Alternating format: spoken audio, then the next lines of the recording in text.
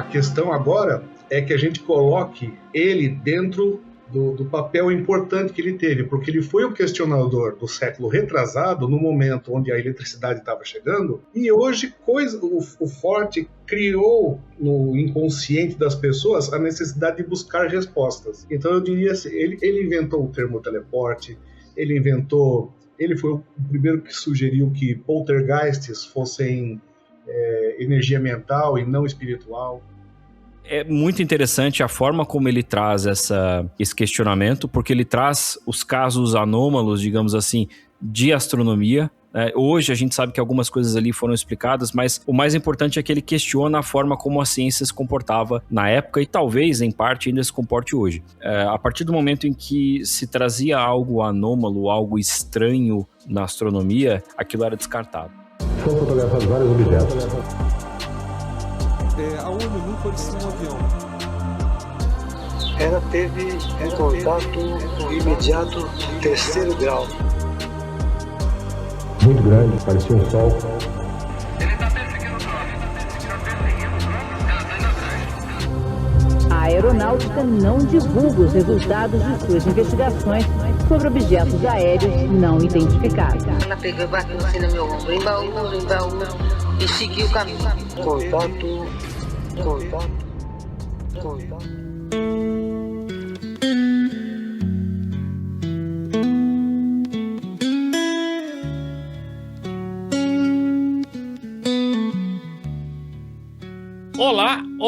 Olá, contatados e contatadas. Sejam bem-vindos e bem-vindas a mais uma edição do O Contato Podcast.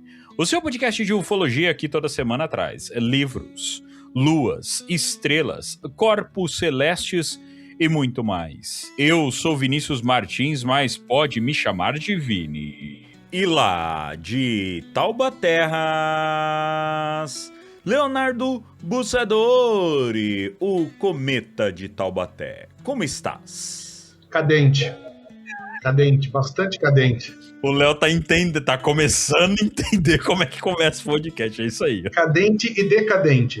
É isso aí, muito bom. Aí, ó, tá entrando no ritmo, é isso aí, muito bom. Hoje nós teremos um convidado diferentão. Fazia muito tempo que ele não participava aqui com a gente. Lá do Podcast X, lá de Taubatelação, Constelar, ó. Nossa. Constela, Taubatela. Por isso que faz tempo Eduardo que eu não venho aqui.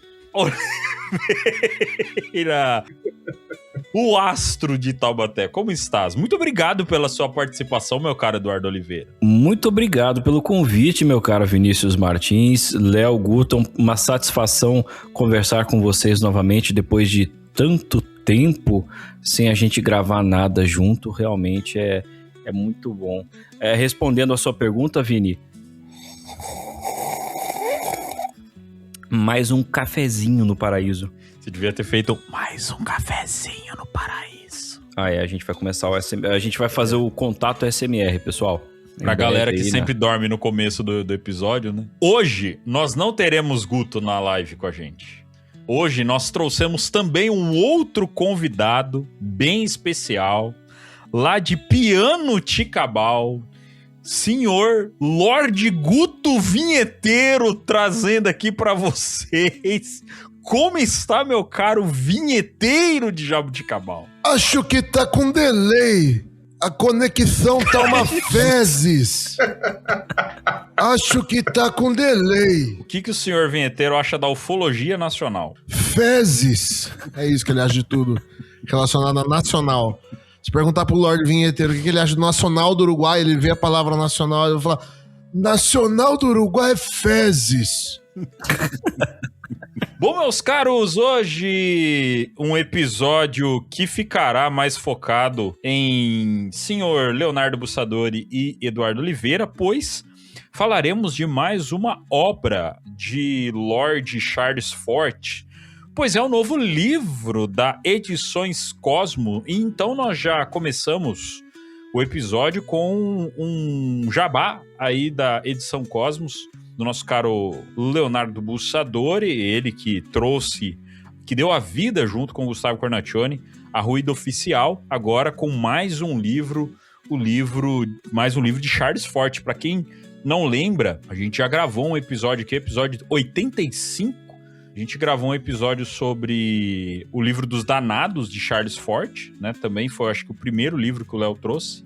E agora mais um dessa figura icônica. Meu caro Leonardo Bussadori, fale aí já um pouco de Edições Cosmos, quais o plano. Não vamos deixar para o final, não. Vamos falar logo no começo. Em primeiro lugar, apresentando a Edições Cosmos, para quem não conhece, eu e o meu amigo Marcos, a gente resolveu trazer de volta esses livros clássicos assim que tinha da época da Livraria Temos. Acho que o pessoal deve conhecer bem, que tinha material do Berger, tinha material do Deniken, e a gente viu que está faltando muita coisa ainda para ser lançado de ufologia. Tem muitos autores fazendo uns trabalhos legais, tem muitos autores fazendo buscando novos caminhos, e falou, vamos entrar nessa. E aí a gente abriu a Edições Cosmos exatamente para fazer um mix entre cultura geek, ufologia, alguma coisa de realismo fantástico. Culinária. Culinária alienígena. Não, culinária não, alienígena só, por enquanto. Pode ser culinária alienígena, por que não? Eles não lidam bem com isso. Um Grey ao molho madeira? Aí, não, porque tem cupim, e cupim junto com Grey faz um ácido que derrete a língua. O cara entende. Então é isso que é o negócio do Alien, então, do ácido, é isso? Tanto que essa história foi usada no filme Sinai. Do Alien, na verdade, é molho fazendeiro com alguma enzima que eles extraem do chupacabra, que pega aqui e leva pra lá. É molho fazendeiro. Isso, que é o molho... mas aí se é chupacabra, deixa quieto, que senão a gente tem que trazer o Carlos Machado aqui. E aí vira um bolo frappé. Meu Deus do céu. Bom, é isso aí, gente. E vira um bolinho caipira, né? É isso aí. Então nós falaremos hoje desse... Podia muito bem, mas peraí. Pode muito bem, eles podem muito bem estar vindo buscar, abduzir, pegar sangue de animal aqui, fazer aquelas coisas, mutilação animal. Pode estar pegando ingrediente pra receita deles. Eles podem estar vindo aqui que nem a gente vai no mercado. Vamos começar. Vamos esclarecer isso. Alien gosta de queijo. Por isso que eles vêm buscar vaca. Por isso que eles vêm buscar vaca. Pronto. Achei que era Minas Gerais. Pô, mas eles vão abduzir a vaca? Por que eles não roubam o queijo na queijaria de uma vez? Às vezes, se eles abduzem a vaca, eles podem pegar churrasco. Vocês não assistiram o Dandadan, né? Ninguém aqui assistiu o Dandadan. Cara, a teoria do Dandadan por que eles abduzem a vaca é maravilhoso. É maravilhoso. É muito da hora, cara. É porque um dos alienígenas, o filho dele, tem que tomar leite da vaca da terra, porque senão o moleque morre, tá ligado? É tipo, o moleque tem algum problema com lactose, aí ele tem que tomar leite, ao contrário.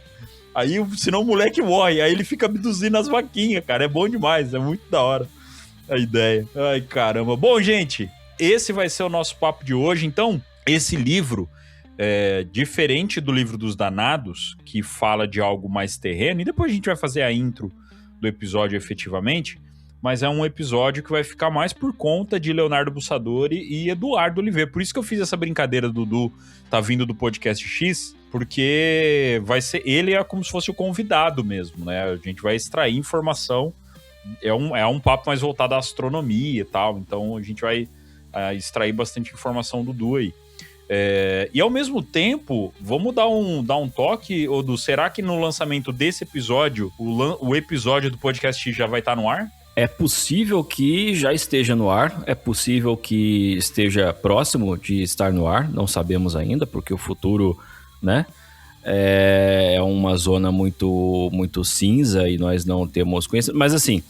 Tá quase, tá? Enquanto a gente tá gravando, tá quase. Esse é aquele episódio que eu falei que seria lançado logo na sequência dos 3 episódios sobre aviação que nós fizemos em maio do ano passado. Caraca, pertinho, pô. Se você é um ouvinte recente e não ouviu esses episódios de maio, ouçam, eles são muito bons. A gente tem convidados ali excepcionais. Foi um especial sobre aviação, né, cara? Foi da hora pra caramba. A gente fala sobre casos que envolvem aviação. Então a gente trouxe um historiador que falou sobre como o cara pesquisou um porrilhão de arquivos da FAB para contar como que a Força Aérea pesquisou OVNIs e tudo mais. A gente fez isso? A gente falou sobre alguns outros casos de aviação. Fizemos. Olha, é verdade, quanto tempo. verdade. Quando a gente fala em relação a iceberg, a gente fez um episódio para cada profundidade do iceberg, cara. Da aviação. Foi bem da hora, foi muito legal mesmo. Pelo menos. Da ufologia com a aviação. Foi bem legal. Ah, da aviação, sim. E aí, lá a gente cita diversos casos e eu falo que na semana seguinte vai estrear o caso sobre... tá lá, né? Então, azar é o caso do Frederick Valentich, que é aquele aviador australiano que desapareceu em pleno ar, nem ele, não avião foram encontrados e tal. E a última comunicação do cara foi que ele estava sendo perseguido por uma nave gigantesca. E é isso. E tá pra sair aí, mas se você tá ouvindo agora, corre lá no feed do Podcast X, já deve estar lá, se não, amanhã você olha de novo. Se não tiver, depois de amanhã você olha, se não tiver, vai olhando lá. Ou então segue a gente no Insta, @podcastxbr, tá lá. Quando sair, vai ter post lá. No X também, no X, tem lá agora, @podcastxbr. Criei aquilo lá pra separar as maluquices de ufologia e paranormalidade que eu vejo.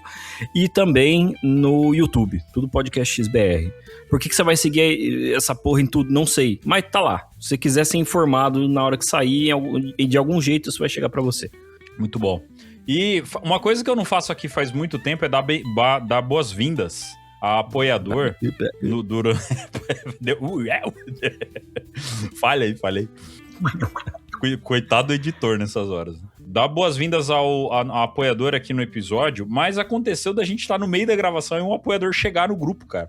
E já tá aqui na live com a gente, então seja bem-vindo, Júnior, ao podcast. Muito obrigado pelo seu apoio. E se você quer ter a sorte do Júnior, olha a ponte como vem, ó. Se você quer ter essa sorte do Júnior de chegar e já entrar numa live e já ganhar um bem-vindo, você pode considerar virar um apoiador do nosso podcast numa terça-feira no meio da noite ou talvez numa quarta. Mais certo na terça, porque essa daqui já é a segunda tentativa de gravação da semana. Mas mais certo na terça-feira à noite, às 8 horas da noite, que é o horário que a gente grava. Se você chegar no grupo de apoiadores nesse horário, você pode ganhar um bem-vindo ao vivaço aqui da gente, tá? Considere ser um apoiador do nosso podcast, fazer parte do nosso podcast e ter um pouco de contato um pouco maior com a gente. Essa live nossa agora, né, a gravação do episódio tá sendo tudo em live. Geralmente, né, dos últimos episódios pra cá, de uns 5 episódios pra cá, a gente tá fazendo em live.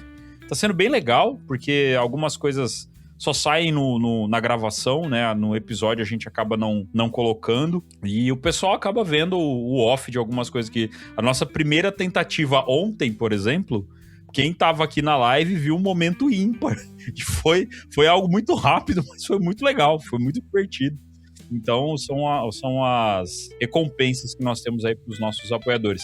Se você não pode apoiar, não consegue apoiar, mas gosta de apoiar o nosso projeto, quer ajudar o nosso projeto, curte, comenta, compartilha, principalmente no nosso YouTube, que você vai estar dando aquela engajada legal no nosso trabalho e vai fazer o nosso trabalho aumentar, crescer ainda mais, tá? Para que ele seja entregue a várias outras pessoas e que mais pessoas conheçam o nosso conteúdo e que a gente tenha cada vez mais empenho, né, e incentivos para poder trabalhar. Porque se já faz 2 anos e meio que o nosso podcast está aqui funcionando, é principalmente por essa galera que dá apoio, por essa galera que dá o apoio dentro do Apoia-se, essa galera que curte, comenta, compartilha, vem dar palavra de incentivo pra gente, né? Vem acompanhar a gente desde sempre. E o nosso grupo de apoio é um grupo muito forte. E quando você não gosta de um episódio, né, Guto? Quando alguém não gosta do episódio, ela também pode comentar, pode fazer o seu comentário e ela vai receber com muito carinho uma recepção, vai ter uma recepção calorosa dos nossos apoiadores, não é mesmo? Com certeza. Os comentários que dão elogios, que dão afagos no nosso coraçãozinho calejado são muito bem-vindos, mas aqueles comentários que introduzem o dedo no fundo das nossas dores, esses aí mobilizam todos os nossos asseclas, os nossos amigos, os nossos amados apoiadores que vão como uma horda com força e muito vorazes responder para esse cara amigo. Então eu encorajo todos vocês, tentando ser um pouquinho menos parnasiano, a engajar com a gente ali. Comenta para falar bem, para falar mal, mas fala da gente. Isso aí. Isso, engaja que a gente cresce. Engaja Lá gostoso. Lá ele. Vini que falou. Vini que falou. Lá ele 1000 vezes, você é louco. Vamos lá então, meus caros. Vamos ao episódio sobre Novas Terras. O novo livro, ou melhor, né, o velho livro de Charles Fort, mas o novo lançamento da Edições Cosmos.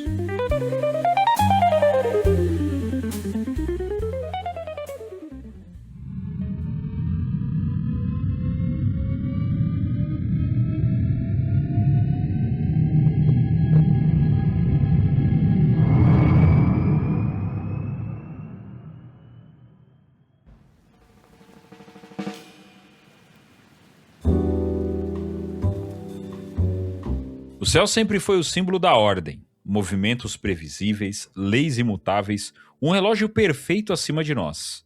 Mas, e se não for?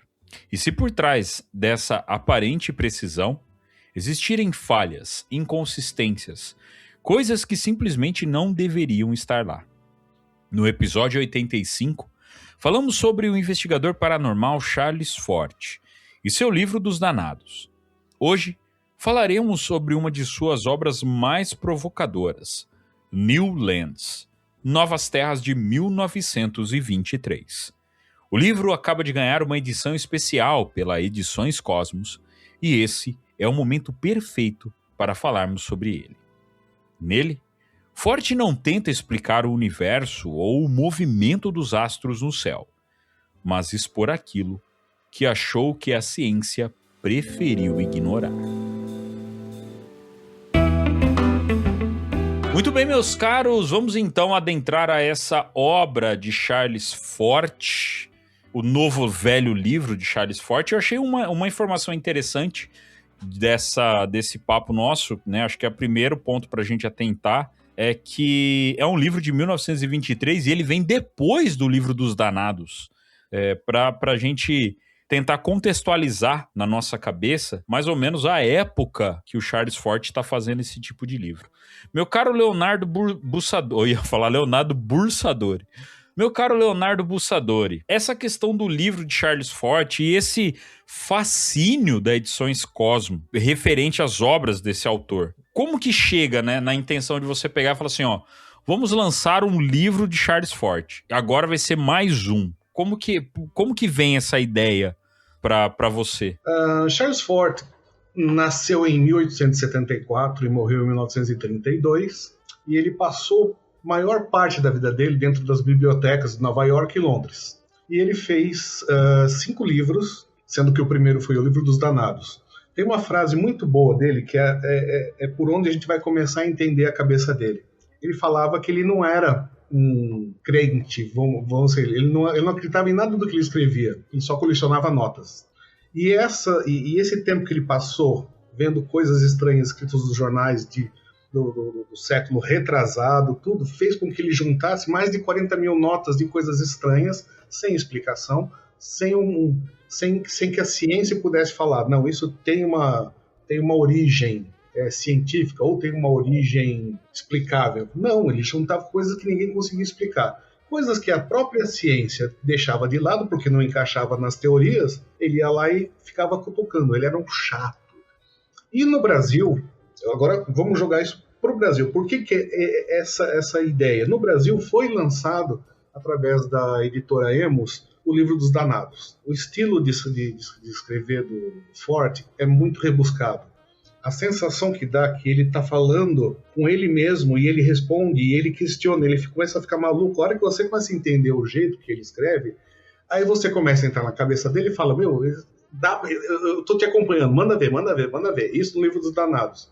Talvez por essa dificuldade de escrever, de você entender o jeito dele escrever, os outros livros deles não foram lançados no Brasil. Talvez, obviamente, que não deve ter feito sucesso, o Livro dos Danados, suficiente para que lançasse o Novas Terras, o Eilo e Talentos Selvagens. Todos eles estão na nossa programação para ser lançado no Brasil. Nós vamos lançar todas as obras do Charles Ford.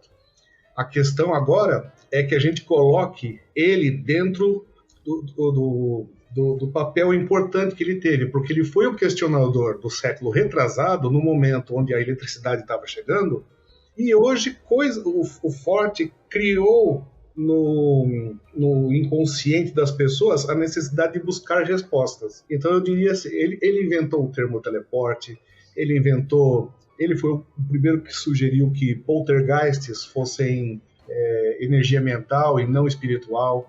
Então o universo dele é muito amplo e dá para a gente explorar isso, mesmo que ele tenha escrito isso no começo dos anos 1900, todo o trabalho dele instiga a gente a procurar respostas. Ô Léo, o Ford teve mais reconhecimento póstumo? Foi daqueles autores que ficaram mais conhecidos, foram mais valorizados após a morte? Ou durante a vida dele ele já era reconhecido? Ele chegou a ganhar alguns prêmios menores, assim. Foi um livro que fez muito sucesso na época. Ele estava concorrendo com outros best-sellers, mas ele não foi muito bem visto. Primeiro porque ele atacava a ciência de frente. Enquanto os outros faziam amizade com os cientistas, não, ele falava lá, então me explica isso aqui. E não tinha explicação.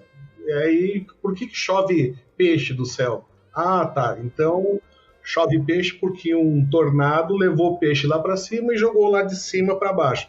Só peixe, não tem concha, não tem camarão, não tem nenhuma coisa, só peixe.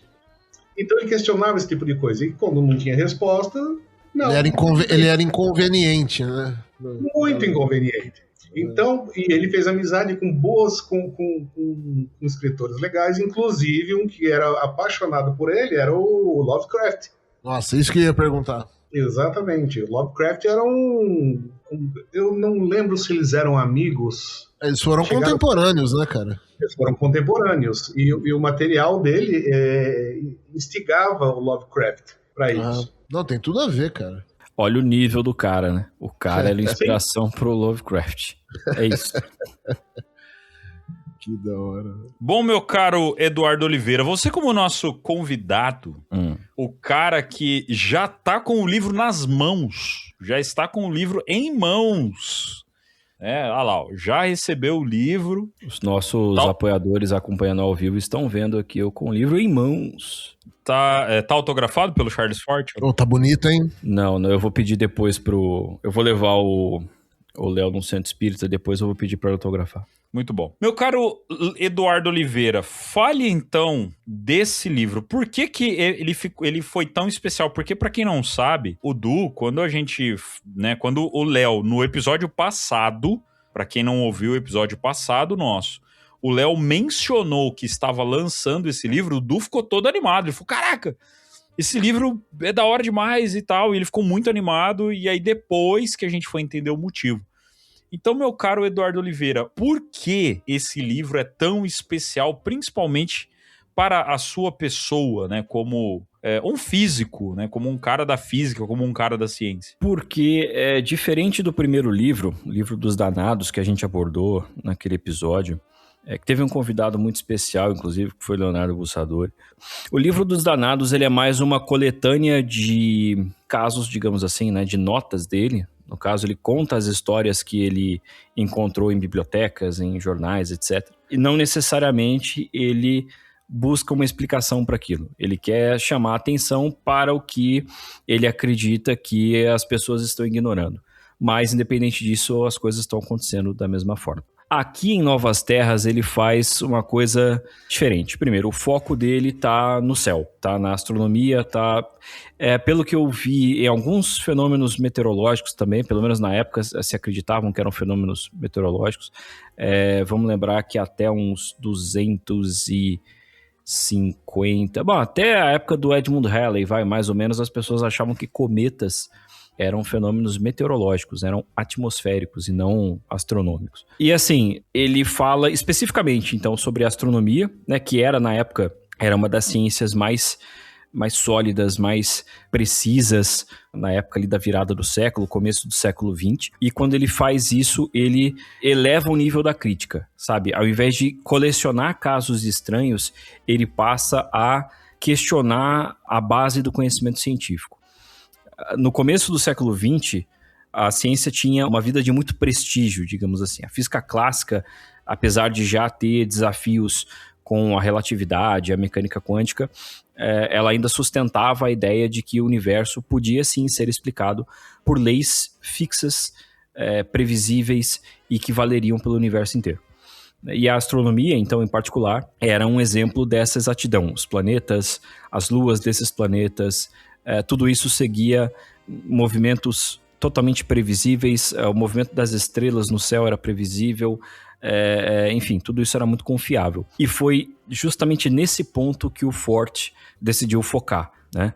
Então, é por isso que é um livro que eu fiquei entusiasmado quando o Léo disse que estava trazendo essa edição, porque, primeiro, é muito interessante a forma como ele traz esse questionamento, porque ele traz os casos anômalos, digamos assim, de astronomia.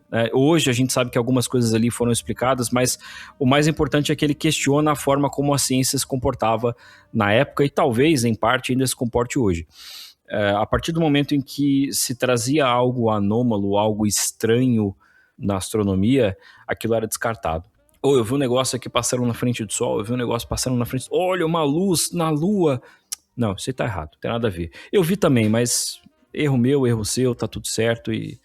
Enfim, e não, né? O que o Forte começa a criticar é justamente que existe essa previsibilidade nas leis científicas porque a ciência estava ignorando um monte de coisas, a visão dele. Tá? E, na verdade, talvez o universo não fosse tão previsível assim, talvez o céu não fosse tão determinista dessa forma. E existissem, sim, coisas que poderiam aparecer e desaparecer, né, que hoje a gente chama de fenômenos transientes, e ele chamou a atenção do público para isso. Então, primeiro, a questão da astronomia, e segundo, pelo trabalho da Edições Cosmos, que é muito legal. O que foi feito, o carinho que foi dado na edição do Livro dos Danados aconteceu de novo aqui no Novas Terras. Eu tinha separado alguns trechos do livro do Forte, exatamente para fazer uma comparação dos dias de hoje. Tem um trecho que ele fala, né? Sir William Herschel, que viu luzes que se assemelhavam a vulcões em erupção na Lua. Mas o fogo que Herschel viu na Lua permaneceu aceso. Aí você fala, vulcões na Lua? Aí tem uma resposta. Charles Fort questionava que os astrônomos do passado viam vulcões ativos na Lua, enquanto a ciência da sua época os ignorava como ilusões. Hoje a astronomia utiliza sondas como a Lunar Reconnaissance Orbiter e câmeras de alta resolução para identificar esses fenômenos como fenômenos lunares transitórios. Através de cálculos de desgaseificação e reflexo solar, a ciência moderna substitui o mistério de Fort por uma compreensão geológica precisa da superfície lunar. O que também não explica muito, né? Fenômenos lunares transitórios. É um negócio que acontece de vez em quando na Lua. Mas lembra que aquela astrônoma sueca, Beatriz Villarroel, ela lançou meses atrás aquele estudo, aquele artigo dela, um paper sobre objetos transientes, né, na atmosfera da Terra, baseado... O Eduardo talvez eu sabia explicar melhor essa questão, mas eram placas muito antigas já, acho que eram fotografias do céu, eu não sei explicar essa questão. Eram fotografias do céu, basicamente. Tipo isso. Uhum. E lá ela encontrou, né, eram objetos que ela entendia que deveriam ser artificiais, pelo que eu entendo, e que eles ora estavam num lugar, ora estavam em outro. Estou tentando da melhor forma explicar isso aqui, o Eduardo me corrige depois. E hoje, no dia da gravação, outro cientista da NASA fez o peer review, né, fez a famosa revisão por pares e corroborou aquele artigo dela. Falou, não, realmente tem esse negócio aí, ela tá falando que tá certo. E aí, quando falou dessa questão aí de objetos transientes na Lua, e vocês estavam falando disso aí, eu lembrei dessa história. Esse cientista, justamente eu tava vendo lá no X, antes da gravação, esse cara corroborou o estudo dela, falou, realmente, o que ela está dizendo aqui procede, né? Então, os senhores vejam, né? A gente precisa olhar isso aqui. e chamando atenção para isso. E existem, acho que, outros 2 artigos mais recentes na mesma linha de pesquisa, de exames de registros astronômicos mais antigos, né, anteriores a essa geração de equipamentos astronômicos que nós temos hoje, que mostram já que décadas atrás existiam sinais de corpos que talvez não fossem naturais. Então isso está lá. É como que se você... do mesmo jeito que existem astrônomos amadores, eu acho sacanagem chamar esses caras de amadores, mas existem astrônomos que não são profissionais realmente, né? De astrofotografia, que são especialistas em tirar fotos de satélites. Sim, existe isso. Tem um cara nos Estados Unidos que ele tirou uma foto da ISS, Estação Espacial Internacional, enquanto estava acontecendo, isso da casa dele, enquanto estava acontecendo uma caminhada espacial. Na foto, meio borrado ali e tal, né, meio pequenininho, mas dá para identificar o lugar onde estão os astronautas, o lugar onde tem naves acopladas e blá, blá, blá. Dá para ver aquilo naquelas imagens. Sempre uma TechPix, né? Sim. Sempre uma TechPix. Filmadora mais vendida do Brasil. Filmadora, pendrive, toca música, faz tudo. Então, assim, é como que se fosse aquilo, só que de décadas atrás, antes da fotografia digital. E aí, hoje, a gente tem problemas com a Starlink fazendo passagens em frente a telescópios e detonando algumas imagens. Eles encontravam alguns objetos semelhantes aos satélites modernos antes da era espacial. Resumindo, é isso. É isso que a Beatriz Villarroel indicou no paper dela. É isso que esse cara da NASA revisou o paper dela e falou que é válido. E é isso que 2 outros artigos recentes também falam. Isso corrobora um pouco a ideia do Forte no primeiro livro, que ele acreditava que existia o mar dos sargassos, o mar dos super sargassos, que era uma terra, uma ilha que estava lá no espaço jogando essas coisas, peixes, trans e etc. E aí o Léo falou sobre os fenômenos lunares. Nosso episódio 49, tá? É um daqueles episódios que a gente debulha documentos. É um documento da NASA que circulou entre astronautas das missões Apollo, que iam para a Lua, sobre justamente fenômenos lunares transitórios. Tá? Então, do tipo, olha, tá aqui uma coletânea de observações desde a época de Galileu, com o primeiro telescópio astronômico até os anos 60 ali, de coisas que vocês talvez vejam quando forem para a Lua e nós não sabemos 100% o que é. Então, isso circulou, na época era confidencial, né? Era classificado, entre aspas. Depois foi aberto e tal. É o documento R277 da NASA, quem quiser buscar na internet aí, hoje ele tá em domínio público. E lá no episódio 49 a gente debulhou esse documento.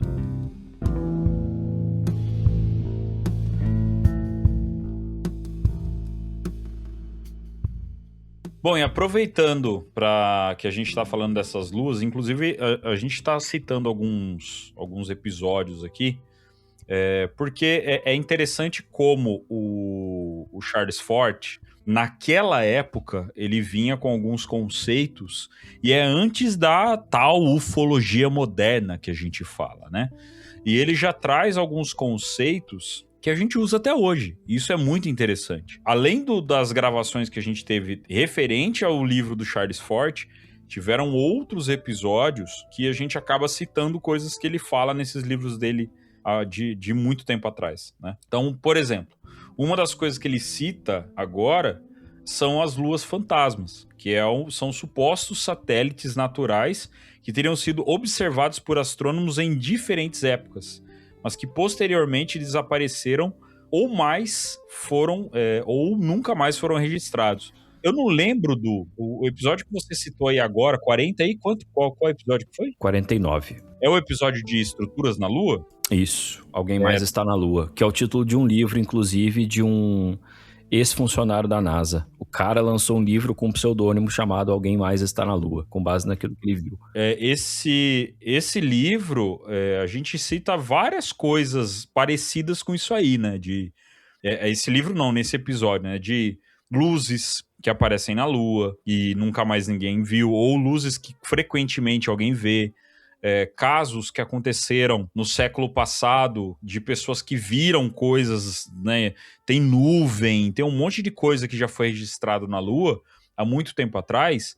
Só que aí é como o Léo disse, a ciência vai lá e coloca uma explicação e acaba por ali mesmo. Só que são coisas estranhas, que a ciência coloca uma explicação que se você parar para olhar, você fala, pô, cara, mas é uma explicação meio preguiçosa. É tipo raio-bola. Quando a gente fala que tudo é raio-bola, é uma explicação preguiçosa para um fenômeno. Então, esse fenômeno das luas fantasmas, né, pro Forte, esses relatos não eram apenas curiosidade histórica. Eles eram evidências de que a astronomia poderia estar ignorando fenômenos que não se encaixavam em seus modelos estabelecidos. Então é justamente o que eu estou falando aqui agora. Viram fenômenos acontecendo naquela época e a ciência acabou não dando atenção naquele processo. E é algo, né, do que a ciência ela peca bastante, né? O Gatti fala muito sobre isso, o Gatti, que é um cara da ciência também, fala muito sobre essa questão de que a ciência acaba não prestando atenção em fenômenos que acontecem, que não necessariamente são fenômenos ufológicos ou fenômenos paranormais, mas são fenômenos que a ciência não tem catalogado, fenômenos que a ciência não tem estudado e que a gente acaba deixando passar e que pode ser a explicação para outras coisas, ou então a descoberta de um fenômeno novo, né? A ciência tem esses problemas, né? Sim, é uma questão de postura, realmente. Do mesmo jeito que você tem um cara que é muito believer, qualquer coisa para ele, eu vi aqui uma luz estranha no céu, meu Deus, são ETs, é uma nave. Aí inventei uma voz pra esse cara agora. É uma nave. Não sei o que. Tudo bem. Você tem também, do outro lado, a mesma postura, só que com um termo diferente. Isso aí é raio-bola, cara. Essa luz aí... E nenhum dos dois pode realmente afirmar aquilo que está propondo, né? Que acredita. Porque, primeiro, os caras não têm informação suficiente para dizer o que é. Então, eles não podem dizer... Realmente, nenhum deles foi fazer nenhum deles bateu um Google ali para ver como é que se parece um raio-bola e tal. Assim, é claro que existem pessoas que têm bom conhecimento aí e tal, mas também existem pessoas que não têm. E geralmente são as pessoas que não têm tanto conhecimento que acabam sendo as que mais acreditam em uma coisa ou em outra. Então, realmente é uma questão de postura. Essa é a postura que o Forte via na ciência no começo do século passado e justamente ele quer apontar aqui no livro. Olha, tem essas coisas na Lua que vocês estão vendo e aí? Cadê? Tenho aqui registro de observações de outros satélites naturais da Terra, outras luas. E aí? Cadê vocês para debater isso? Ele, né, chamava atenção. Sobre essas luas especificamente, nos séculos 18 e 19, observadores renomados disseram que viram outros corpos naturais, né, orbitando a Terra além da nossa Lua. Justamente alguns desses corpos foram descritos com órbitas muito consistentes. Então não era um asteroide que tinha passado perto da Terra, enfim, não era algo momentâneo. Realmente era um objeto que estava ali. Era uma coisa que sempre seria observada. E aí, essas observações, no fim, não foram replicadas de forma confiável, e aí sim elas foram descartadas pela comunidade astronômica. Como você não tem a continuidade dessas observações, você não pode dizer que aquele objeto está ali ou não. Então, é possível que sim fossem, às vezes, asteroides passando próximo à Terra, ou então algum erro de observação, talvez alguma falha de instrumentos, talvez alguma ilusão de ótica em alguma situação específica, mas hoje essa é a nossa visão. Na época eles não tinham um entendimento tão profundo assim. Dessas observações a gente pode citar duas. A primeira do Frédéric Petit, que era diretor do Observatório de Toulouse, na França.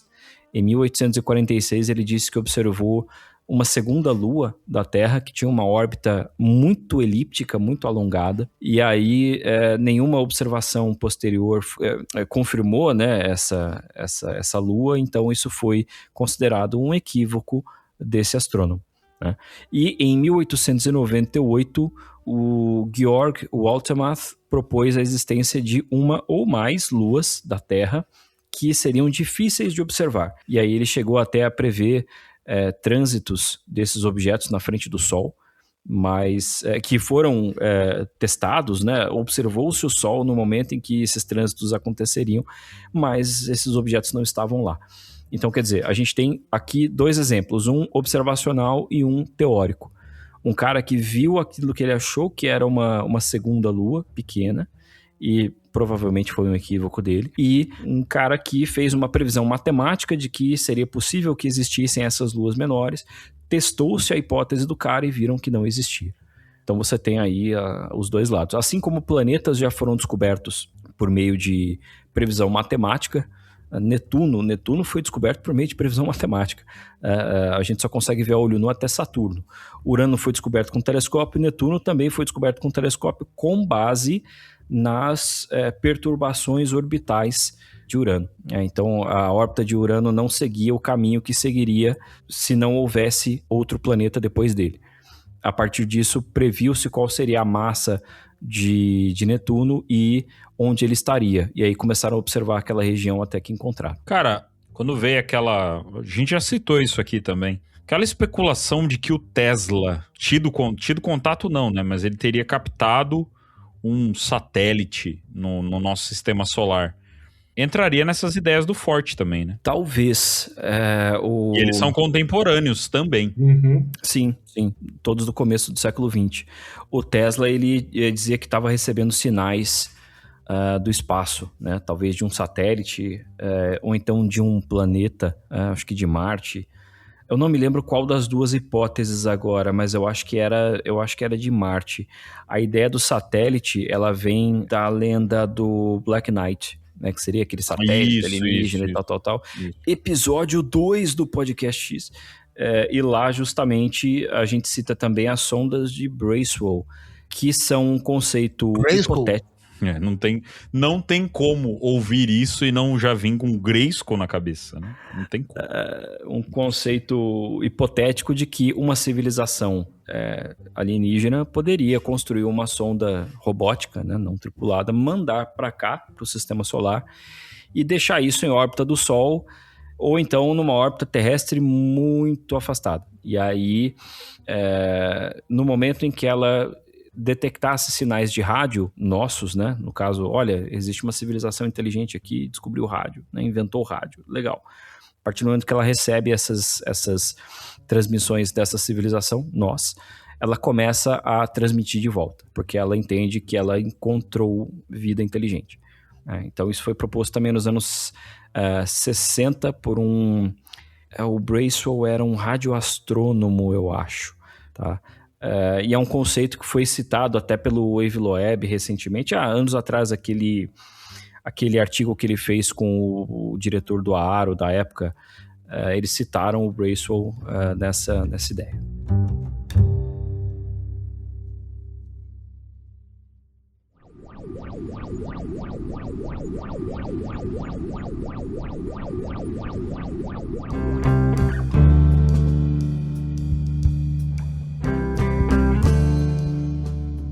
Bom, além disso, nós temos sombras e estruturas diante do Sol, a observação de formas diante do Sol. Cara, isso persiste até hoje, né?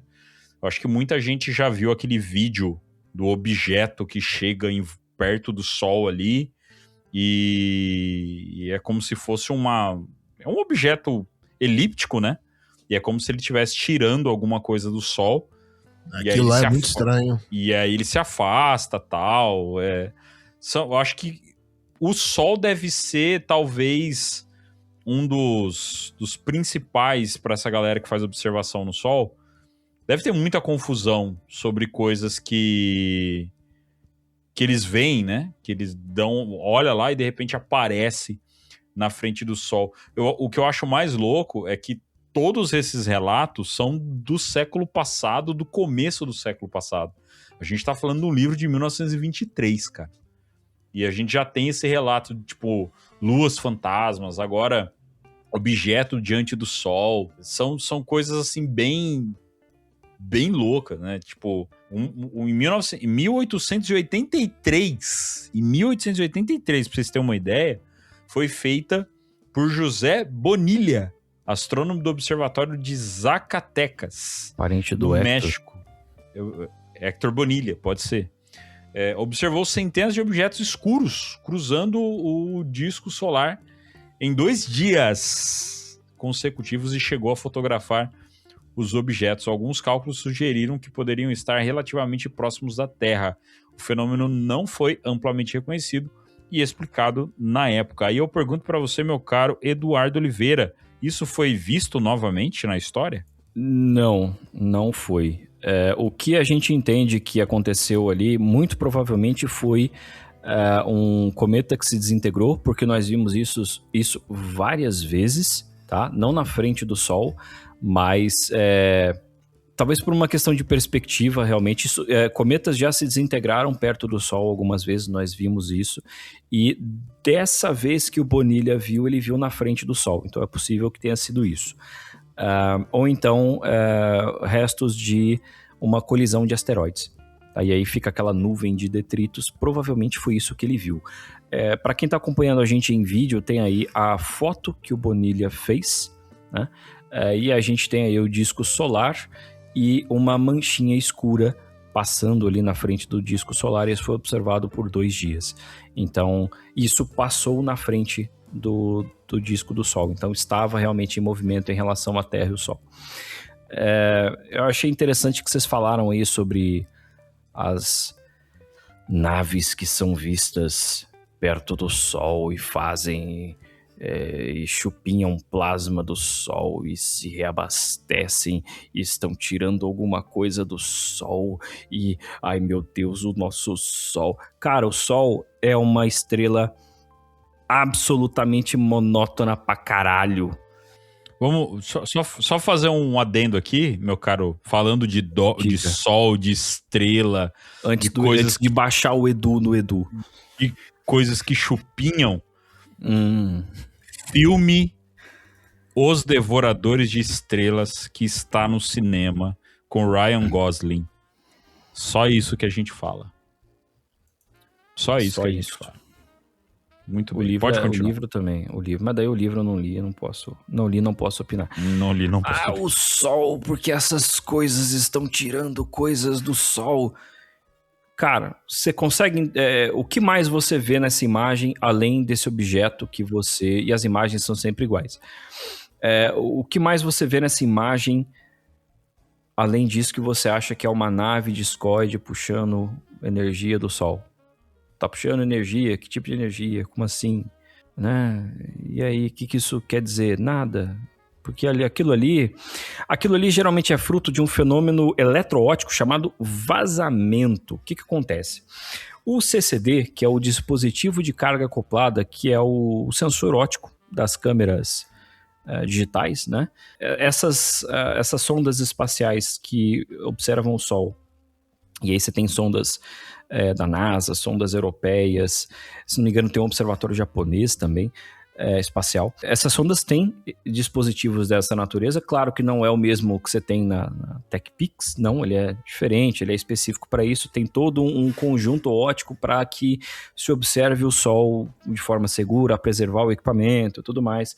Existem conjuntos que simulam eclipses do Sol. É um negócio chamado coronógrafo. O que ele faz?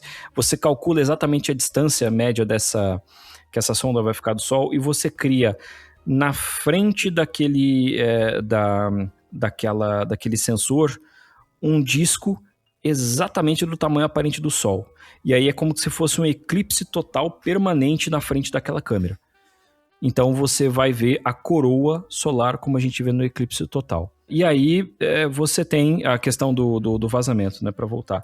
É quando uma célula desse sensor ela é sobrecarregada. E aí isso, vou usar termos muito chulos, galera de exatas aí, perdão, mas isso respinga nos sensores em volta e aí fica aquela linha.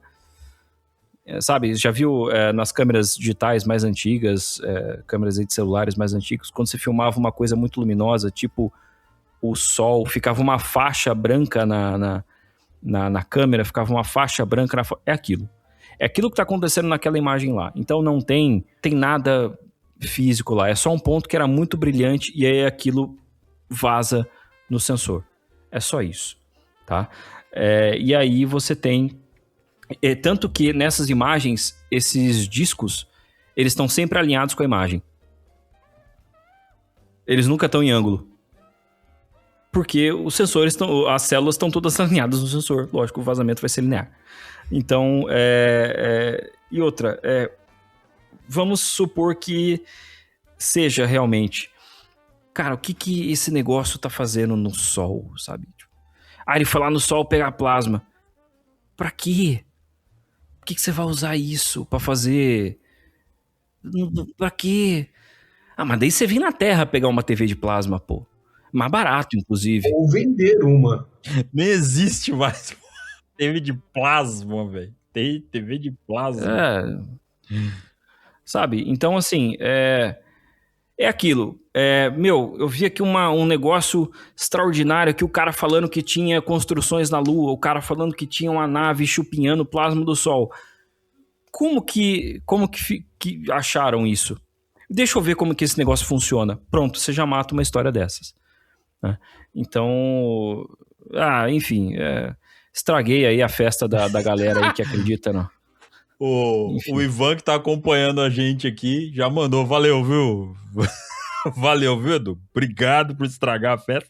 Meu caro Gustavo Cornaccioni, você tava com saudade daquele momento, aquela frase célebre, quando era só nós dois, quando isso aqui tudo ainda era mato. E aí vem a frase célebre. Qual frase? Vocês dois são muito ufológicos. Depois que o Eduardo entrou no podcast, essa frase nunca mais foi usada. E aí chega Eduardo Oliveira pra puxar a gente pro chão, tá aí, ó. É por causa disso aí que a gente chamou Eduardo. Pra ele estragar a festa. É isso aí. Eu falei, eu cortei. O Sol é uma estrela monótona pra cacete, uma estrela chata pra cacete. Sim, porque existem um porrilhão de estrelas por aí, muito parecidas com o Sol. O Sol, ela é literalmente uma estrela média ali no meio da sequência principal, que é um diagrama que tem todos os tipos possíveis de estrela. Vamos resumir isso. Mas é nosso. Então, é nosso. Sim, é velho, mas tá pago. É o nosso, entendeu? céu. É isso. Então, se você quiser... eu quero... A nave foi lá porque ela precisava carregar a bateria. Pô, tem trocentas estrelas aí, próximas, inclusive, para uma nave dessas, que poderiam carregar essa bateria mais rápido. Não faz sentido nenhum. E é isso. Drop the mic. Pá, aí acabou. Pronto, acabou o episódio. Legal. É isso aí. É isso aí, eu acho que... O livro, que não quiser também, fala com o Edu. Por hoje. Detalhe, tudo isso... Fale com o Edu que comprou o livro. Ele quebrou a fala do Charles Fort, ele quebrou o vídeo, ele quebrou tudo, cara. Só nessa brincadeira aí. Vamos pro próximo. Inclusive, eu vi até um parágrafo dele, até o final eu acho, mas é um parágrafo dele justamente sobre essa observação do Bonilha. Mas, assim, o legal desse livro é a crítica, tá? Não é como no livro dos Danados que o cara faz a coletânea de estranhezas. Não. Aqui é a crítica do tipo, olha, aconteceu isso aqui, esse mexicano viu esse negócio e vocês estão cagando pra isso. Isso aqui pode significar uma coisa muito grande, muito importante, mas como vocês não conseguem explicar agora, vocês ignoram.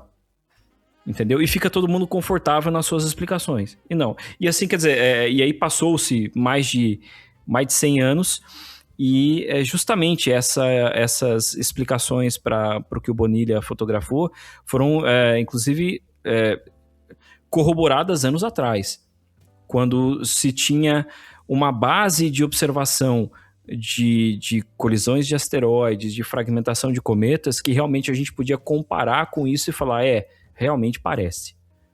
Né? Embora o que você veja na imagem do Bonilha seja uma mancha e uma manchinha na frente da manchona, mas é o que tinha. A menção que ele faz no livro, ele diz que o Sr. Bonilha tirou várias fotografias desses objetos, como em tantos outros casos, a astronomia oficial tentou explicar o fenômeno como sendo apenas pássaros ou insetos passando em frente ao telescópio. mas a quantidade e a natureza do que foi registrado tornam essa explicação duvidosa para quem busca a verdade fora dos dogmas estabelecidos.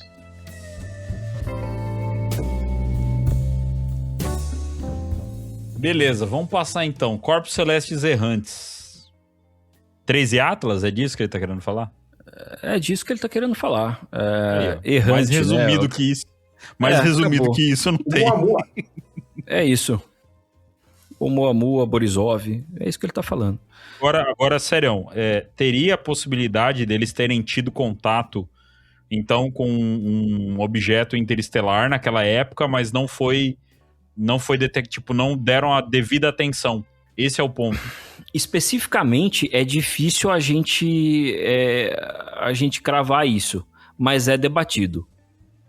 É debatido. Porque assim, por que a gente começou a descobrir o Oumuamua foi em 2017, eu acho? Por aí. Por que a gente começou a descobrir esses objetos de 10 anos para cá? Porque agora que a gente tem tecnologia para falar sobre isso. Então, se um objeto fosse um objeto interestelar, um Oumuamua, um Atlas, fosse possível de ser detectado com os telescópios que existiam na virada do século retrasado para o passado, cara, é possível que eles fossem interpretados dessa forma. É possível que os caras já tivessem percebido e falado, olha, realmente isso daqui não é do sistema solar. É possível, porque é muito... eu acho que eu falei isso até no episódio sobre o Atlas. É uma linha muito clara para você determinar isso, né? Que é a trajetória orbital. Então, tudo que está no sistema solar está em órbita do Sol, na verdade, do baricentro do sistema solar, né? Em forma de elipse, está dando voltinha lá e tal. Existem, por exemplo, aqueles cometas que passam uma vez próximos do Sol e vão embora, que são parábolas. E aí existem aqueles objetos que vêm de fora do sistema solar, passam pela região planetária do sistema solar, já acelerados e vão embora, que descrevem hipérboles.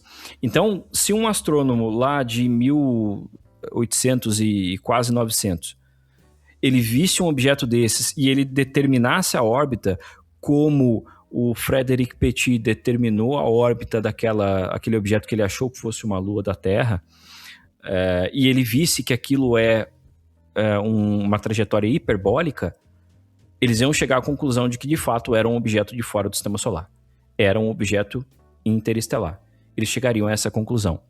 Então, assim, o consenso é que não encontraram antes porque a tecnologia não permitia. Agora a gente tem tecnologia para isso. Interessante que agora que a gente tem tecnologia, a gente não tem orçamento para observar o sistema solar inteiro, né, o céu inteiro, no caso, para fazer mais detecções. Mas a partir do momento que você tem os dados, esses dados mesmo simples, já dá para determinar isso. Então, o consenso é que, se tivessem visto, teriam entendido. Então, se não apontaram para isso, é porque não viram, né? E aí, o Forte, ele cita alguns objetos que apareceram e desapareceram e seguiam trajetórias que talvez fossem de objetos interestelares, ou então de objetos que vagavam pelo sistema solar sem um caminho elíptico. Entendeu? Algo que não necessariamente artificial, mas que fugisse às leis de Kepler, por exemplo. E aí, como isso foi ignorado pelos cientistas, a gente nunca ia saber o que é que foge das leis de Kepler e por que faz isso. E aí, sempre, tudo que ele trazia, ele batia nessa tecla. Olha, tem isso aqui, vocês não estão vendo e a gente está deixando de descobrir coisas por causa disso. Cara, isso é interessante, né? O livro, ele vem nesse pega mesmo. Não é um livro para falar sobre o fenômenos estranhos. É um livro para justamente chamar a atenção referente a essa questão de que a ciência não estava dando a devida atenção a outras coisas e poderia ter ganho muito mais, poderia ter avançado muito mais referente a vários pontos. O livro dos Danados traz essa visão na Terra, né? Em fenômenos que acontecem aqui na Terra, e aí o Novas Terras traz essa visão para fora do planeta. Isso é bem maneiro, bem interessante mesmo.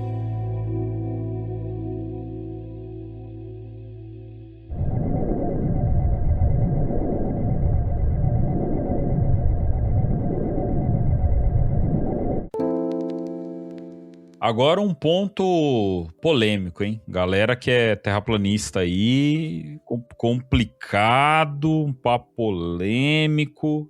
Gravidade, meus caros. Em Novas Terras, Forte faz uma crítica à forma como a gravidade era tratada pela ciência, olha aí. Como uma lei absoluta, universal e incontestável para ele, esse tipo de certeza representava mais um exemplo do que ele via como dogmatismo científico. O cara Eduardo Oliveira, ao meu ver, a gravidade é algo meio que irrefutável, né? Não tem, tipo... A gente não tem muito do que sair da gravidade ali, né? A não ser você entrar em questões de cálculo e tudo mais. Mas o Forte vinha com esse ponto, né? De que a gravidade não era uma lei absoluta. Como assim, cara? Hoje em dia, a gente pode bater isso aí que o Forte está falando? É assim, aqui de novo, o importante é a crítica, não é necessariamente o que ele está falando, né? Ele usa aqui a gravidade mais como um exemplo. Talvez ele pudesse até ter feito o mesmo com o eletromagnetismo, por exemplo. Mas a ideia é que a ciência tratava a gravidade como uma coisa absoluta, incontestável, universal, e aí a história do dogmatismo científico os caras chegaram a essa conclusão, pronto, agora você não pode ir contra. Então, eles próprios vão estar enviesados toda vez que alguma coisa desafiar o entendimento que eles têm de gravidade. Os caras vão ser levados a uma conclusão equivocada a respeito desse fenômeno novo que eles observaram, para confirmar a visão de gravidade que eles não querem que mude. E essa questão da gravidade vale para outros conceitos científicos. A gravidade era, naquela época, ainda associada à física newtoniana, né? Embora fosse justamente a época ali, logo após a introdução da relatividade, e era justamente uma das bases mais firmes da física. Então, e por isso justamente a astronomia eu acho que especialmente pela gravidade, tá? Por Kepler e Newton, as pessoas tinham essa visão de que a astronomia era tão certa, sabe? Porque os astros tinham essas órbitas previsíveis, a trajetória dos objetos que eram lançados a grandes distâncias, elas seguiam exatamente os cálculos que eram feitos com base na gravidade, etc. Então você tinha essa ideia de uma força universal que atua do mesmo jeito em todo lugar. E essa era uma ideia muito forte, né? Mas aí justamente o Forte traz as exceções. Ele traz ali relatos de fenômenos anômalos, tanto astronômicos quanto terrestres, que ele chama atenção porque os objetos... o comportamento desses objetos, desses fenômenos, não segue o padrão esperado conforme a gravidade. Isso é um negócio mais sutil no livro, ligado mais à ideia dos corpos celestes, que não obedecem órbitas regulares e que parecem justamente aparecer de forma repentina, desaparecer de forma repentina, ou fazer um caminho que não era esperado, como é o caso dos objetos errantes que ele cita, né, os astros errantes, e sem uma explicação clara. E essas irregularidades, para ele, indicam que a gravidade, como eles entendiam na época, não era uma explicação para tudo, né?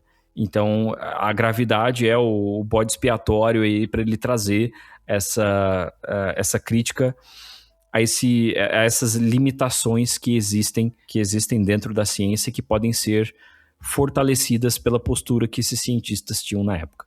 Então, o que você tem como uma lei natural é uma generalização, na verdade, baseada em evidências que ele chama a atenção por estarem incompletas. Olha, vocês estão trazendo aqui essas observações, que vocês excluíram alguns itens, e a partir dessas observações vocês chegam nessa conclusão, e isso é uma lei que vale para tudo.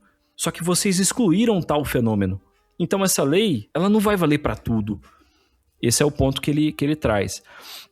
E aí, quando surgem mais exceções, elas são descartadas, são ignoradas, ou então elas são reinterpretadas, são até explicadas sem a devida investigação, justamente porque vão contra aquela lei. É um negócio mais filosófico do que realmente científico, né? Até porque é difícil é punk você ir contra a gravidade, né? Justamente na faculdade, eu lembro que a gente tinha um exercício lá que a gente calculava. Geralmente, se você ir contra a gravidade, você vai cair, né? Sair do ou você vai flutuar, né?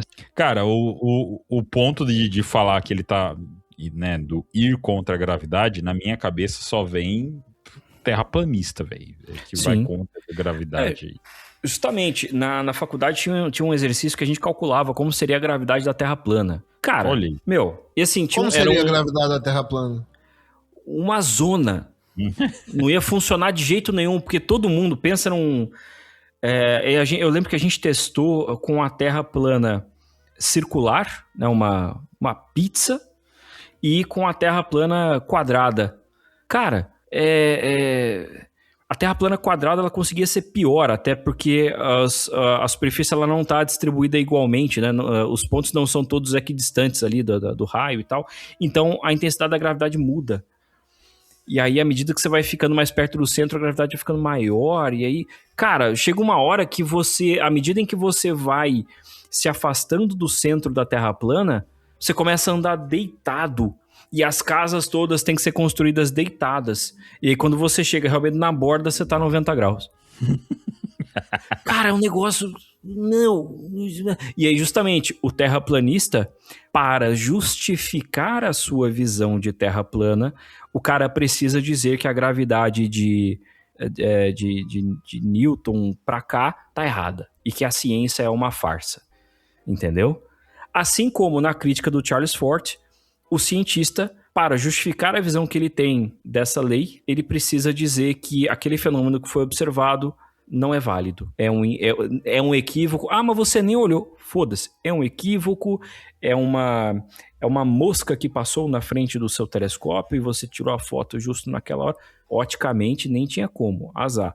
Mas a crítica é mais ou menos essa, tá? E que bom que vocês falaram do terraplanismo, porque eu lembrei disso agora, tive os neurônios aqui que se lembraram disso de antes do meu acidente, eles, olha que legal, então bacana, lembranças, porque foi na época do acidente que eu fiz essa disciplina, a disciplina de mecânica celeste, cara, disciplina mais punk ali, junto com algumas coisas de estrutura da matéria, quântica eu não fiz na Unesp, eu fui fazer fora. Enfim, mas eu lembro que na disciplina de mecânica celeste, no primeiro dia, tinha 2 alunos de engenharia mecânica lá. Aí o professor virou para eles, pô, mano, vocês são do curso de engenharia mecânica, legal que vocês estão aí, né, querendo expandir a cabeça um pouco, ver aí coisas diferentes e tal, mas vamos falar a verdade aqui, vocês não têm a menor ideia do que é isso aqui, vocês viram mecânica lá no sistema, vocês se matricularam porque vocês precisam de horas, né, é isso mesmo. E no fim os caras não voltaram mais quando viram as contas que a gente tinha que fazer, mas é isso aqui, é o dogma, tá? Entendam essa crítica da gravidade que o Fort faz como uma crítica ao dogma científico. Não é a gravidade em si, é a forma como a ciência tratava a gravidade. Fazer uma pergunta, vou jogar uma polêmica aí pro chat ao vivo e pro chat que vai estar ouvindo depois, tá? Vocês acham que a gente devia fazer um episódio sobre terra plana? Fica aí o questionamento. Perguntou se o macaco quer banana, né, velho?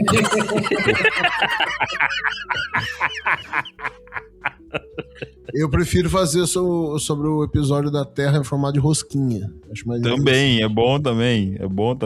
O Eduardo um dia desafiou o chat, que ele falou, não, ninguém de Taubaté ouve esse programa. Depois você vê os comentários. Com a galera, sou de Taubaté, escuta o programa. A gente ia marcar um dia, falar assim, nós estamos indo lá beber cerveja no lugar X, encontre a gente lá. Pra ver o que acontece, né? A gente faz isso no grupo de apoiadores, hein, pessoal? apoia.se/o contato podcast. O risco de conhecer o Paulinho. Nossa, venha com o tempo. Em Taubaté vai ter um encontro junto com o Paulinho, né? Vai estar lá, a entidade Paulinho vai estar junto. E falando de terra plana, vamos falar de uma coisa caótica, né? Por fim, o Fort traz essa questão de universo caótico. O que seria isso, Du? Você me lembra muito de Joselito, né? O Joselito sem noção caótica. Essas ideias caóticas. Cara, o Joselito sem noção. Meu amigo, você desenterrou um negócio top aí agora. Vem com essas ideias caóticas, Senhora da Madrugada. PSN, ano de política, né? PSN, Partido Sem Noção, 1, 2, 3, 4, 5, 6, 7, 8, 9, 10.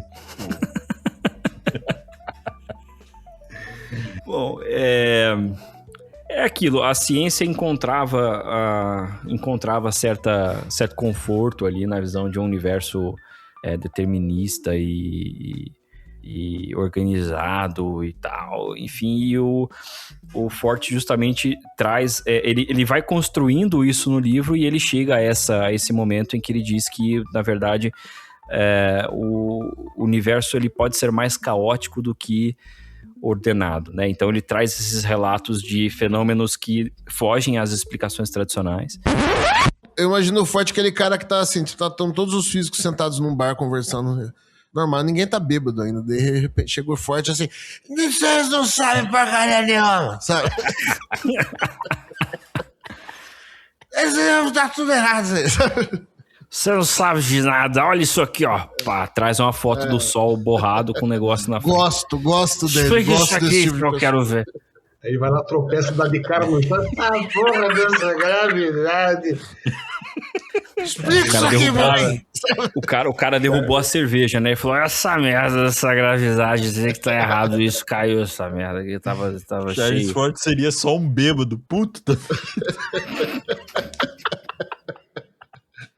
Não, bêbado não é um bêbado, eu tô falando, tô criando um cenário, é o cara que chega pra abalar as estruturas, aí o pessoal todo ali encastelados em suas certezas, né? Pleno século XX, 1920. Aí ele chega, explica esse negócio aqui pra mim, rapaz, sabe? Pô, massa, velho. É tipo cara legal pra você levar num, sabe quando vai ter aquele... os homens casados.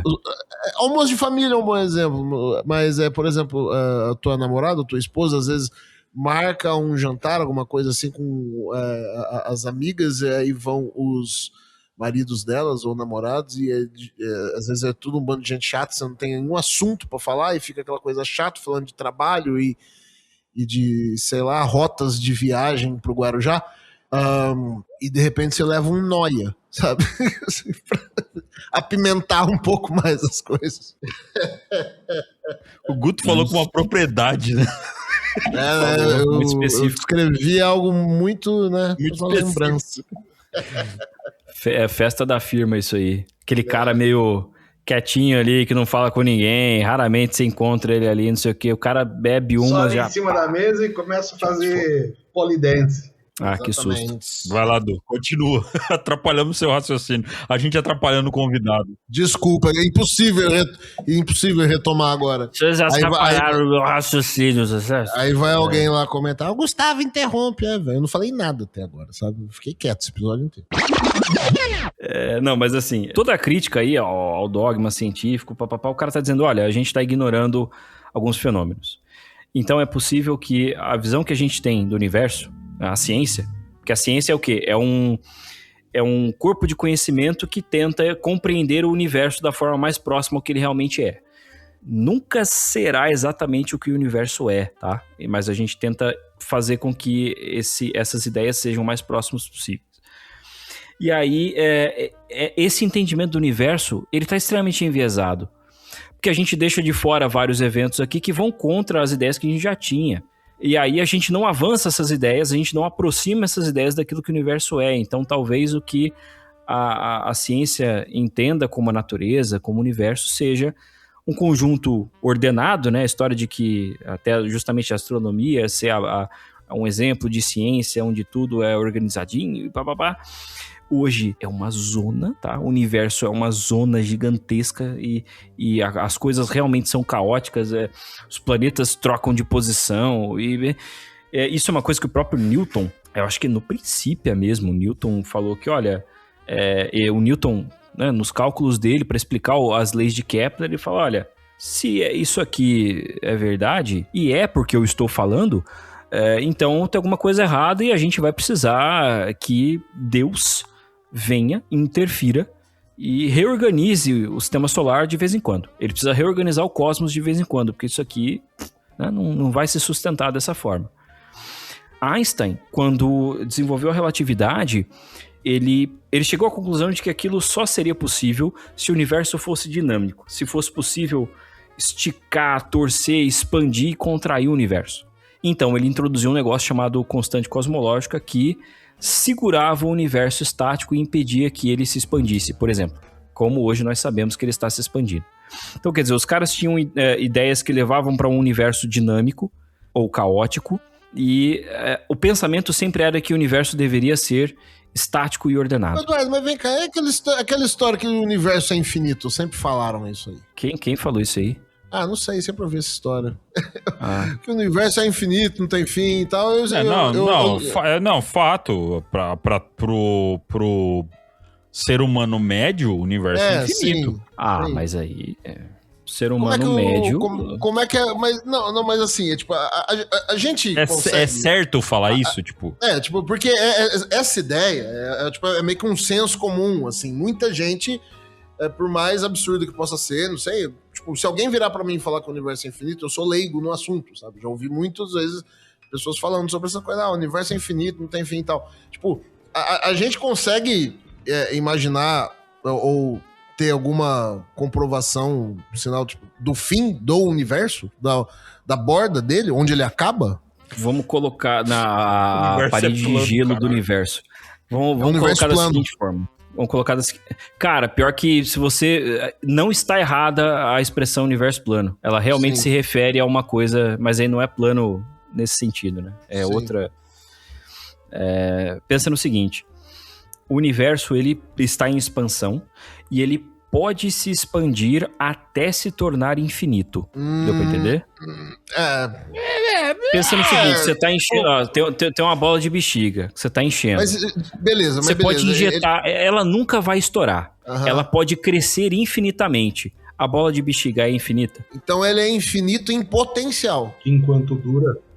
Vou concordar com essa escolha lexical que você fez. O seu palavreado. Palavreado, ele é infinito em potencial. Ele pode ser infinito. Ele pode crescer até ser infinito. E aí tem aquela história de que a expansão do universo está acelerando. Mas como que pode ser se nada pode viajar além da velocidade da luz? Aí que vocês estão errados. Olha só, o Einstein falou que nada pode viajar além... Então, o Einstein estava falando sobre coisas no universo. Ele não falou sobre o universo em si. Objetos viajando dentro do universo estão limitados à velocidade da luz. Sim, o próprio universo não. Ele pode se expandir muito mais rápido. Mas se a gente tá falando, por exemplo, voltando na pergunta, com a ciência que a gente tem hoje, a gente tem modelos que imaginam como deve ser as bordas, as fronteiras do universo, ou a gente tem alguma coisa que realmente, matematicamente, ou sei lá, explique que, olha, o universo acaba aqui, sabe? Então, aí que é legal, cara. Porque pensa no seguinte. Pensa numa formiga andando numa bola de futebol. A formiga tem aquelas... galera da biologia aí, perdão, esqueci o nome daquelas... Tipo aquelas garrinhas que ela tem na pata da formiga pra ela agarrar, igual no filme do Homem-Aranha, sabe? E aí ela não cai da superfície da bola de futebol, certo? Então essa formiga, ela pode andar pela bola de... Ela vai andar em linha reta. Quando que ela vai parar? Quando que vai ter um obstáculo que impeça que ela continue andando? A bola de futebol é infinita? Não. Existe um tamanho determinado da bola de futebol. Mas para a formiga está presa à superfície da bola. E aí, pela geometria da superfície da bola, ela volta para o mesmo ponto. Então ela pode viajar ali. Se ela desviar poucos graus, ela vai viajar a superfície inteira da bola ao redor do tempo. E depois ela vai continuar viajando e ela vai passar a eternidade fazendo isso. Pode ser que o universo seja isso. Mas se você tinha falado que o universo, tipo, a grosso modo, dizer que o universo é universo plano, não estaria tão errado assim, nesse sentido. Expressão. Não faria assim. A expressão, tudo bem. Expressão, mas a gente consegue imaginar, ou existem algumas teorias, alguma coisa sobre, por exemplo, o que está mais, digamos assim, nas fronteiras do universo, assim, a gente tem uma noção de como que é? É muito diferente do nosso canto do universo? Ou é tudo uma coisa só? Então... Não sei como é que eu tenho coragem de fazer uma pergunta dessa, velho. Cara, tenha. Tenha, porque essas são as perguntas mais interessantes. Como que é a borda do universo? E talvez o universo não tenha borda. Essa talvez seja a resposta, sabe? Talvez seja o universo... uma borda recheada de catupiry. Eu não ia. Muito louco. Eu pensei e não falei. Pô, depois eu conto da pizza infinita. Eu não vou falar. Depois vocês me lembram de contar da pizza infinita. Por que você pensou e não falou e eu pensei e falei? Porque o senhor tem o dom pra isso. Eu não tenho. Sincronicidade. Lembra da história das dimensões que nós não temos acesso? Talvez o universo seja dobrado, seja curvo nessas dimensões. Do mesmo jeito que a formiga não consegue subir ou descer da superfície da bola de futebol, nós não conseguimos sair dessas dimensões do universo. Então a gente continua andando e a gente volta, a gente continua andando e a gente volta. É uma hipótese sobre como é a borda do universo. Enquanto isso, o universo está expandindo, tá? Só para lembrar. Como é a borda do universo? Não é nem a questão da borda, é a questão do recheio. Porque a borda, teoricamente, seria igual ao recheio. E aí, o recheio, ele é como se fosse uma teia. Um monte de teia, assim, e várias galáxias em filamentos. E aí você tem regiões em que você tem bilhões de galáxias juntas e elas vão se aglomerando. E no meio dessas teias você tem os vazios, que são as regiões mais... eu penso num negócio assim mais Lovecraftiano mesmo, que é o mais absoluto nada. É um lugar tão vazio que se alguém cair ali, a gravidade do corpo da pessoa vai impedir que ela saia. Se uma galáxia, por algum acidente, alguma coisa, enfim, se ela vai para essa região, ela nunca mais vai sair. É a zona fantasma do Super-Homem. É tipo uma zona fantasma, é tipo isso. Só que não é outra dimensão, é no nosso próprio universo, entendeu? E aí você tem essas regiões e aí que tá. Por que o universo não é a matéria? Ela não tá distribuída igualmente pelo universo, sabe? Por que o cosmos ele forma esses filamentos de galáxias e esses aglomerados gigantescos, esses super aglomerados de galáxias com bilhões de galáxias, e você tem regiões de mais absoluto vazio que a luz demoraria centenas de milhões de anos para atravessar? Por que isso existe? Por que não é mais organizado? Então, aí quando a gente começa a perguntar, fazer os porquês, a gente tá entrando na astronomia junto com filosofia também, né? Por causa das perturbações quânticas do Big Bang, cara. Olha lá. Coisas pequenininhas, assim, um pentelésimo, tiveram uma influência gigantesca quase 15 bilhões de anos depois e determinaram a distribuição da matéria do universo. Mas aí por que a gente tem a matéria bariônica, né? Essa matéria de átomos, prótons, nêutrons, elétrons, coisas que a gente consegue medir e cheirar, a matéria que a gente conhece, as coisas que a gente conhece, ao invés de nada, ou então ao invés de antimatéria. Por que existe muito mais matéria do que antimatéria, se no Big Bang elas foram criadas igualmente? Ou então, por que existe a matéria escura, que é uma matéria que a gente sabe que existe por conta dos seus efeitos gravitacionais, porém, ela não interage com a matéria bariônica, a matéria normal. A gente sabe que a matéria escura existe porque a gente usa, por exemplo, lentes gravitacionais, né, que são desvios do caminho da luz por conta da relatividade, né? A massa deforma o espaço, então deforma o caminho da luz, e aí a gente consegue ver, por exemplo, uma galáxia toda retorcida que estava atrás de um grupo de galáxias. A gente não conseguiria ver essa galáxia que estava lá atrás se não fosse por causa dessa lente gravitacional. Só que a gente calcula esse desvio de lente gravitacional e a gravidade daquele grupo é muito maior do que a matéria que a gente está vendo. Então tem muito mais coisa lá do que a gente consegue ver. Essa é a matéria escura. Pô, e da onde que vem isso? E a energia escura que acelera a expansão do universo vem da onde? É uma energia do nada? O que é isso? Entendeu? Então, perguntas do tipo, o que tem na borda do universo, eventualmente vão levar a gente para esses caminhos, que são os maiores mistérios da ciência hoje. Eu acho que se o Charles Fort fosse vivo hoje, ele estaria escrevendo sobre esse tipo de coisa. Ele ia escrever sobre, olha, tem aqui essa observação astronômica que poderia ajudar vocês a explicar esse mistério da ciência e vocês não estão vendo. Acho que ele ia estar falando um pouco também de simulação e IA também. Talvez. Ele seria o cara que ia estar virando à noite no X, repostando as coisas da Beatriz Villarroel. Sabe? Tipo, tá aqui, vocês têm que ver. Entendeu? Ele era esse cara. Então eu acho que Eu acho que eu tipo, expandi demais aqui a coisa, foi mais longe. Você foi até as bordas do universo. Sim. Mas, cara, eu acho que o ponto final dessa conversa, né, tipo, puxando pra conclusão dessa questão dos universos caóticos e tal, é justamente essa pergunta de, tipo, o que hoje nós temos que Charles Fort com certeza iria questionar, que a ciência não dá atenção e que se ela desse atenção a gente poderia ter mais respostas. O que você acha? Acho que a ufologia como um todo também, hein? Na época dele não existia ufologia. Muita coisa da ufologia, eu acho. Ufologia e paradas associadas. É uma mistura de Steve Mera com Vallée, sabe? Muita coisa para questionar hoje em dia. E hoje você tem mais tecnologia para analisar as coisas, só que essa tecnologia ela é expansiva. James Webb mudou toda a nossa configuração de entender o funcionamento do universo para uma série de coisas. Ele ia ser o doidinho na praça, enrolado num cobertor, falando que isso aqui tudo vai acabar. Ele ia tá indo atrás também de, por exemplo, esses casos de mutilação animal, chupacabra, essas coisas, com certeza. Ele tava, né, na época dele. Uhum. Ele tem, no livro dos Danados tem coisas disso. Exatamente. A chuva de sangue, a chuva de carne. Só pra quebrar aqui, a pizza de borda infinita é o seguinte, nessa época da faculdade que eu falei, tinha uma pizzaria lá que às vezes a gente ligava, quando tinha janela de aula, alguma coisa, a gente ligava lá e pedia pizza. Lógico, é uma pizzaria, não ia pedir um kebab, né? Aí, um dia lá, a atendente, vocês vão querer borda? Ou seja, borda recheada.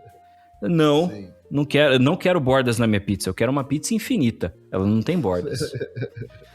E aí foi um silêncio de vários segundos do outro lado da linha, da pessoa processando o que ela tinha acabado de ouvir. Mas... Porra, vocês responderam isso pra ela? Sim, claro. Ué, vocês querem borda? Não. Pizza infinita, pago uma, foda-se. Eu vou comer pizza de marguerita o resto da minha vida de graça. Pô, isso aí de repente é um serviço de assinatura de pizza, hein, velho? Você paga, tipo, um plano anual, você só liga lá, manda, sabe? Quero tal. Beleza, o cara manda pra tua casa. Tem de café, tem de vinho, tem de charuto. Vamos fazer um de pizza, pô. Alguém já deve ter pensado nisso antes, não é possível. Peraí, dá licença, eu vou criar um plano de negócios aqui, dá licença. O empreiteiro que faz uma piscina infinita tá recebendo até hoje. Então, como é que foi o contrato? A piscina com borda infinita. Como é que foi o contrato? Eu acho que tá na hora desse episódio começar a acabar.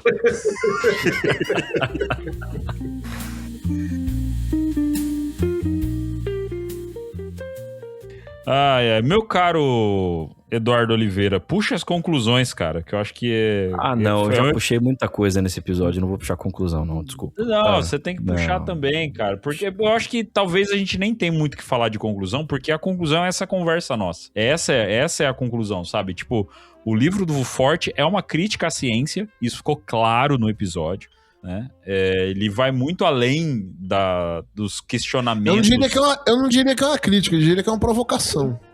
Pode ser também, é um bom termo, E eu acho que é válido, né, para quem não conhece o livro, como a gente disse, né, eu acho que o ponto final é a gente jogar pro Léo referente à questão da produção desse livro, de tipo, como que foi, Léo? A partir do momento que você conseguiu esse livro, pegou esse livro pra fazer e tipo... os pontos de saber que esse livro vai intrigar as pessoas e o porquê que as pessoas teriam que adquirir esse livro pela Edições Cosmos, porque a nossa conversa aqui deu pra ver, tem muita coisa que ele coloca que é realmente muito interessante, né? Eu acho que é até mais do que o Livro dos Danados, porque o Livro dos Danados ele coloca alguns fenômenos que não são tão fáceis assim da gente ver. Agora, fenômeno astronômico são coisas que são registradas até por cientistas. E então dá um peso um pouco maior, né, nesses questionamentos dele. Então fala um pouco mais do livro, Léo, dessa questão da produção, pra gente, né, e essa conclusão do Charles Fort em si, pro ouvinte poder falar, pô, quero ler esse livro aí. Eu acho que o que configura bastante o trabalho dele, no primeiro livro, do Livro dos Danados, era uma uma cornucópia, era um baú cheio de coisa que ele foi enfiando dentro, só os casos que ele foi vendo, ele tinha um critério, mas ele foi mais no sentido de colocar, de fichar caso por caso e assim por diante. Você vai correndo no primeiro livro, que é o Livro dos Danados, está aqui, mostrando para vocês. Ele vai enfileirando as fichas que ele foi coletando. Então foi um trabalho muito de coleta de dados, sem um computador na época, de coisas inimagináveis. A partir do sucesso que ele teve com o primeiro livro, tinha 40 mil anotações, ele só reorganizou isso, só que para não fazer a mesma coisa que ele fez no livro anterior, ele resolveu, agora vamos falar da parte da ciência. Já que a ciência não respondeu um monte de coisa no meu primeiro livro, vamos enfrentá-lo no campo deles. Ele entrou na astronomia, ele entrou em vários outros campos, menos, acho que ele na geografia, na geologia, nesse livro, Novas Terras. Tanto que a capa do livro original era uma espécie de nuvem, onde tinha uma cidade construída em cima. Só que isso tem muito mais a ver com o primeiro livro. Eu resolvi fazer essa capa, que vocês estão, quem está na live está vendo agora, vocês que estão escutando, corre lá depois no link que a gente está deixando, para ver a capa. Mas aí a gente vai postar no Instagram também isso aí, porque pro pessoal ver e tal, e para poder seguir a página da Cosmos, lá tá, para poder pegar o livro também. Tem dois fatores interessantes nessa capa, que é a primeira, que é a fantasia de um céu povoado de criaturas imaginárias, de criaturas que talvez não fossem imaginárias, e de um céu caótico, de um céu que, por mais que a ciência tente explicar, tem coisas que não está explicando. Por quê? Porque você não tinha capacidade tecnológica ou mesmo de cálculo, de observação, tudo, numa vida limitada da época para ter essas informações todas. E no verso tem a ilustração muito interessante do...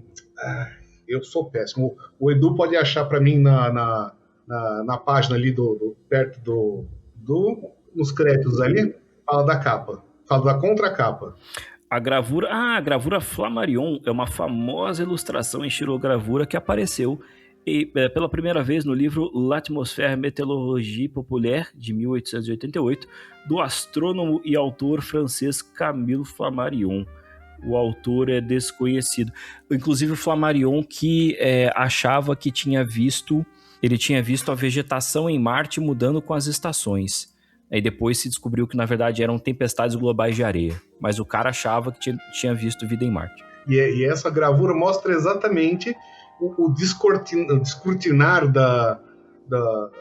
do universo para quem acha que é só uma abóbora circulando na Terra, mas atrás dessa abóbora, desse manto, tem um outro mundo, outros universos. Então, o que o Charles Fort fez? Ele foi procurando esses outros universos e questionando cada vez mais, até que ele não fez muito sucesso com esse livro. Não foi um sucesso de massa, ele foi ridicularizado pelo meio acadêmico, mas quem gostava, na verdade, no segundo livro, ele não queria ser um best-seller, ele queria ser um cult. Ele queria que poucas pessoas vissem o trabalho dele e respeitassem.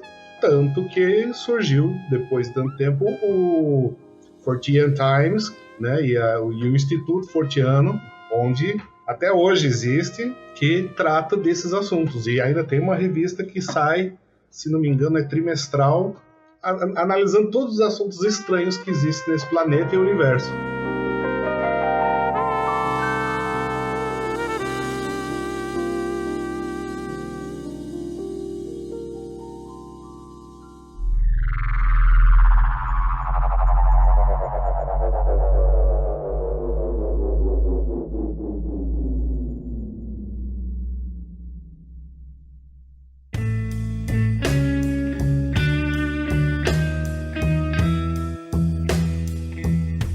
Muito bem, meus caros, muito bem, episódio massa de astronomia, de um monte de coisa aí, e várias coisas sendo faladas, e foi top, foi da hora pra caramba. É o tipo de episódio que há muito tempo a gente não fazia, tipo, desde quando o Du não era do podcast, né? Quando o Du era convidado, a gente chamava ele pra ele falar e só, né? E fazia muito tempo que a gente não fazia um episódio desse pra ele trazer os conteúdos de astronomia e tal, que é bem maneiro. Episódio pra gente falar assim, vai, Eduardo, brilha como uma estrela monótona. Ai. Não, monótono não, o sol. O sol é monótono. Sol, monótono, chato. Brilha como uma estrela explodindo. Estrelinha. Exatamente. Se transforma numa nova. Que tem no livro também, inclusive. Meu caro Gustavo Cornacchione, um episódio que Gustavo Cornacchione ficou só de ouvido ali. Não tem de castigo ali. Não, nesse tipo de episódio eu tava de ouvinte também, foi experiência de ouvinte, porque eu ainda não li o livro. Quem montou o roteiro foi o Eduardo, né? Foi você, Edu. Foi o Eduardo. Então, estavam o Léo e o Edu pra falar do assunto, eu e o Vinícius aqui, a gente tava pra fazer perguntas pra eles. Afinal, os dois eram os convidados. Isso aqui foi um episódio, volta aos primórdios do Contato Podcast, bem no começo mesmo. Sobre o livro e sobre o episódio em si, eu acho que a gente... Se a gente não abordou necessariamente todos os aspectos que o livro aborda, acho que a gente pegou o espírito dele, né? Quando a gente começa a falar das fronteiras da ciência, das fronteiras do universo, era meio que isso a intenção do Charles Fort, né, cara? Provocar os cientistas para, às vezes, sair de uma certa zona de conforto, independente se as ideias que, às vezes, ele traz, ou se algumas explicações hoje em dia algumas coisas já foram explicadas e tal, mas acho que o importante dele é que o cara era um provocador, principalmente, né? E com isso vai chamando atenção para assuntos, para ideias, e assim expandir o conhecimento. Aí quando a gente vai na nossa conversa aqui, a gente chega a discutir como que é a borda do universo, o que existe além dela, e questionar, você acaba, né, questionando toda a realidade. Então, acho que o episódio acabou sintetizando o espírito do livro. Isso aí. Meu caro Leonardo Bussadori, de novo, cara, muito da hora aí o trabalho. Para quem não segue ainda, já acompanha os trabalhos aí da Edições Cosmos, link sempre nos episódios, tá? E nesse aqui vai ter o link também do novo livro Novas Terras, tá bom? Muito obrigado, meu caro Leonardo Bussadori. Eu agradeço, foi muito legal, foi um prazer fazer o livro, mais ainda de trocar essa ideia que, como esse livro é inédito no Brasil, nunca foi discutido aqui, a não ser por quem tenha lido os originais, etc. Mas ele traz pra gente a possibilidade de a gente sentar. É o tipo do livro que você pode colocar numa mesa de bar e começar a discutir. Hoje nós temos essa capacidade de discutir tudo isso aí, como aliás, discutimos sobre a borda infinita numa mesa de bar recentemente. Sim. Com o Paulinho. Com o Paulinho. É essa a ideia. A ideia é a gente começar a ver que o passado ainda é muito presente para nós. Tem muita coisa que ficou lá atrás ainda que a gente não teve resposta, então na hora de a gente começar a procurar. Por isso, procure o seu exemplar, faça com que a gente vai fazer a coleção completa dos livros do Charles Fort e outras coisas virão na rabeira dele. Ui. E, mais uma vez, meu caro Eduardo Oliveira, muito obrigado, viu, pela sua inteligência, por compartilhar conhecimento com os nossos ouvintes e principalmente comigo e com a nossa bancada aí, limitada intelectualmente. Cara, parem de achar que eu sou inteligente. Eu sou só meio doidinho, cara. Eu tenho um laudo que eu posso trazer relatos de profissionais de saúde mental que vão dizer exatamente isso. Esse cara não é inteligente, ele é só um paciente doidinho que eu tenho, tá? Mas é isso. Só bateu com a cabeça. Enfim, mas, pô, é legal, assim, falar de coisas que a gente gosta. Falei que hoje eu ia entrar no modo Edu, justamente porque é onde eu pego ali o assunto e vou embora.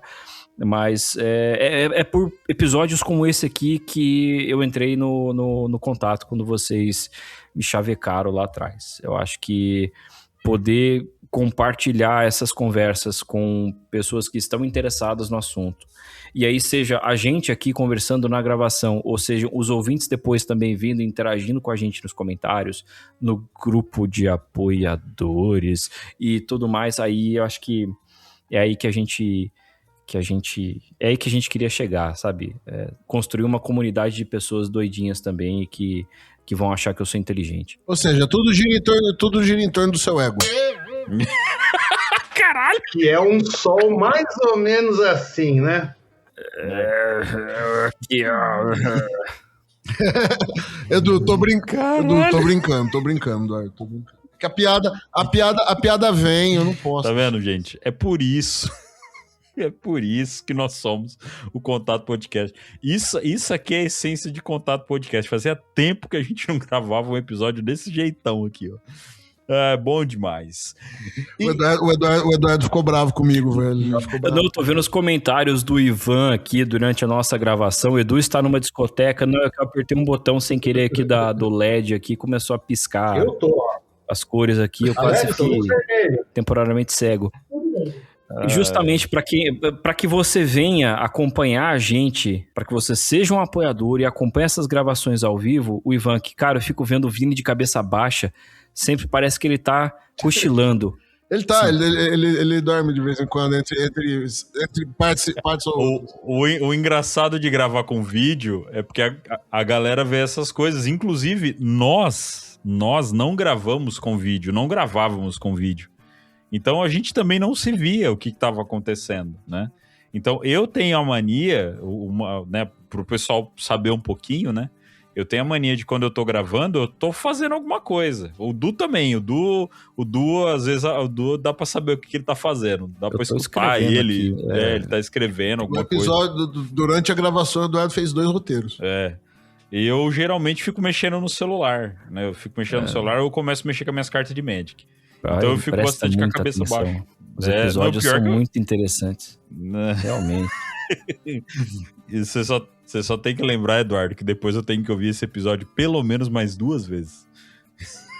Só isso. Pois é. Esperamos que vocês tenham gostado demais desse episódio. Nos encontramos na semana que vem em mais uma edição do O Contato Podcast.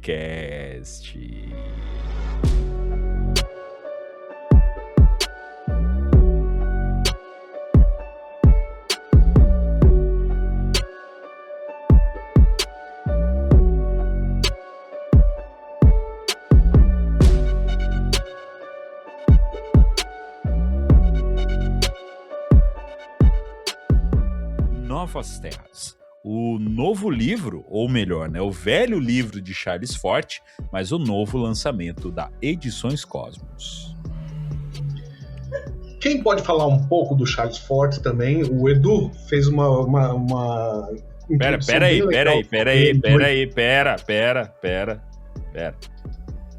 Aguenta aí, cara. Aguenta aí. Deixa começar a bagaça. Aí você... Entendeu? Olha lá. Ó, galera, vocês vão presenciar como um membro do podcast vai acostumando com a gente. O Eduardo, pra quem